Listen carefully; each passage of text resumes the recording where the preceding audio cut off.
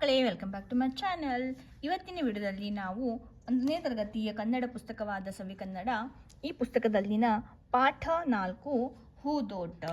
Okay, ಹೂದೋಟ ಇದು ಗದ್ಯ. ಓಕೆ, ಇದನ್ನು ನಾವು ವಿಸ್ತಾರವಾಗಿ ಇವತ್ತು ತಿಳಿದುಕೊಳ್ಳೋಣ. ಸುಮಾ: ಅಜ್ಜಿ, ನೀವು ದಿನಾಲು ಸಂಜೆ ಹೂದೋಟಕ್ಕೆ ಬರುತ್ತೀರಿ ಅಲ್ಲವೇ?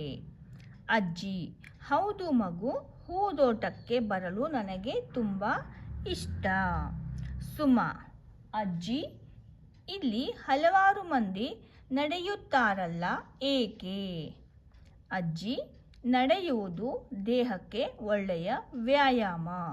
ಈ ವ್ಯಾಯಾಮ ಆರೋಗ್ಯಕ್ಕೆ ಅಗತ್ಯ. ಸುಮಾ: ಅಜ್ಜಿ, ಅಲ್ಲಿ ಜೋಕಾಲಿ ಇದೆ, ನಾನು ಹೋಗಿ ಸ್ವಲ್ಪ ಹೊತ್ತು ಜೋಕಾಲಿ ಆಡಲೇ? ಅಜ್ಜಿ: ಆಡು ಮಗು, ನಾನು ಸ್ವಲ್ಪ ನಡೆದಾಡಿ ಬರುತ್ತೇನೆ.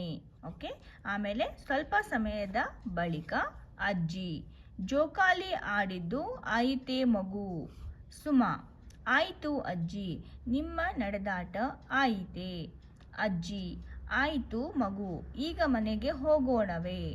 ಸುಮಾ: ಅಜ್ಜಿ, ನಾನು ದಿನಾಲು ನಿಮ್ಮ ಜೊತೆ ಹೂದೋಟಕ್ಕೆ ಬರುವೆ. ಅಜ್ಜಿ: ನೀನು ತುಂಬ ಜಾಣೆ. ಮಕ್ಕಳು ಚಿಕ್ಕಂದಿನಿಂದಲೇ ಇಂತಹ ಒಳ್ಳೆಯ ಅಭ್ಯಾಸಗಳನ್ನು ಬೆಳೆಸಿಕೊಳ್ಳುವುದು ಒಳ್ಳೆಯದು. ಓಕೆ, ಇದು ಪಾಠ ಆಗಿತ್ತು ಮಕ್ಕಳೇ. ಇವಾಗ ನಾವು ಅಭ್ಯಾಸವನ್ನು ನೋಡೋಣ. ಅಭ್ಯಾಸ, ಅದರಲ್ಲಿ ಮುಖ್ಯ ಪ್ರಶ್ನೆ ಪಾಠದ ವಾಕ್ಯಗಳನ್ನು ಕೆಳಗೆ ನೀಡಿದೆ, ಬಿಟ್ಟಿರುವ ಪದವನ್ನು ಸೇರಿಸಿ ಮಕ್ಕಳಿಂದ ಹೇಳಿಸಿ ಅಂತ ಇದೆ. ಓಕೆ, ಹೂದೋಟಕ್ಕೆ ಬರಲು ನನಗೆ ಡ್ಯಾಶ್ ಇಷ್ಟ. ಓಕೆ, ಹೂದೋಟಕ್ಕೆ ಬರಲು ನನಗೆ ತುಂಬ ಇಷ್ಟ ಅಂತ ನಾವಿಲ್ಲಿ ಇದನ್ನು ಫಿಲ್ ಮಾಡಬೇಕು. ತುಂಬ ಅಂತ ಇಲ್ಲಿ ಬರಿಬೇಕು ಮಕ್ಕಳೇ. ಸೆಕೆಂಡ್ ಒನ್, ನಾನು ಹೋಗಿ ಸ್ವಲ್ಪ ಹೊತ್ತು ಡ್ಯಾಶ್ ಆಡಲೇ? ನಾನು ಹೋಗಿ ಸ್ವಲ್ಪ ಹೊತ್ತು ಜೋಕಾಲಿ. ಓಕೆ, ನಾವಿಲ್ಲಿ ಬಿಟ್ಟ ಸ್ಥಳ ಇದೆ ಅಲ್ಲ, ಇಲ್ಲಿ ಗ್ಯಾಪ್ ಕೊಟ್ಟಿದ್ದಾರಲ್ಲ, ಅಲ್ಲಿ ನಾವು ಜೋಕಾಲಿ ಅಂತ ಬರಿಬೇಕು. ಈಗ ಥರ್ಡ್ ಒನ್, ನಿಮ್ಮ ಡ್ಯಾಶ್ ಆಯಿತೇ? ಓಕೆ, ನಿಮ್ಮ ನಡೆದಾಟ ಅಂದರೆ ವಾಕಿಂಗ್. ಓಕೆ, ನಿಮ್ಮ ನಡೆದಾಟ ಆಯಿತೇ?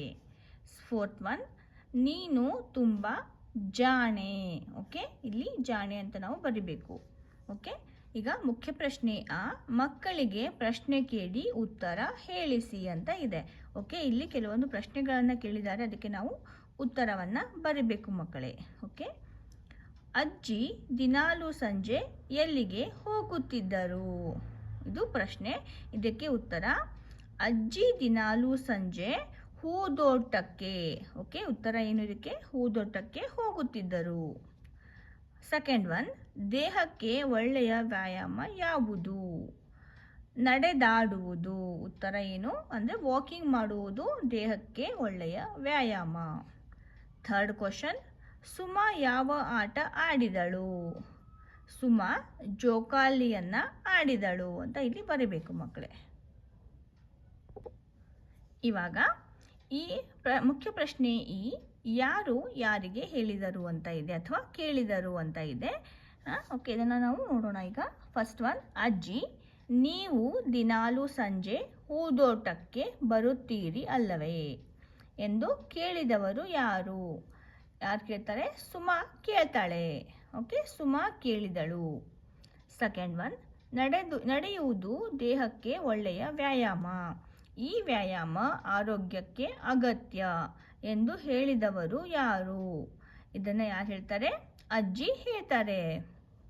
ಥರ್ಡ್ ಒನ್, ಮಕ್ಕಳು ಚಿಕ್ಕಂದಿನಿಂದಲೂ ಇಂತಹ ಒಳ್ಳೆಯ ಅಭ್ಯಾಸಗಳನ್ನು ಬೆಳೆಸಿಕೊಳ್ಳುವುದು ಒಳ್ಳೆಯದು ಎಂದು ಹೇಳಿದವರು ಯಾರು? ಈ ವಾಕ್ಯವನ್ನು ಹೇಳಿದವರು ಅಜ್ಜಿ. ಓಕೆ, ಅಜ್ಜಿ ಸುಮನಿಗೆ ಹೇಳ್ತಾಳೆ. ಮುಖ್ಯ ಪ್ರಶ್ನೆ ಈ ಕೆಳಗಿನ ವಾಕ್ಯಗಳನ್ನು ಓದಿ ಹೇಳಿ ಮಕ್ಕಳಿಂದ ಹೇಳಿಸಿ ಅಂತ ಇದೆ. ನಾನು ದಿನಾಲು ಸ್ನಾನ ಮಾಡುತ್ತೇನೆ. ನಮ್ಮ ಊರಿನಲ್ಲಿ ಹಲವಾರು ಮನೆಗಳಿವೆ. ಥರ್ಡ್ ಒನ್, ನನ್ನ ಗೆಳತಿ ತುಂಬ ಜಾಣೆ. ಓಕೆ,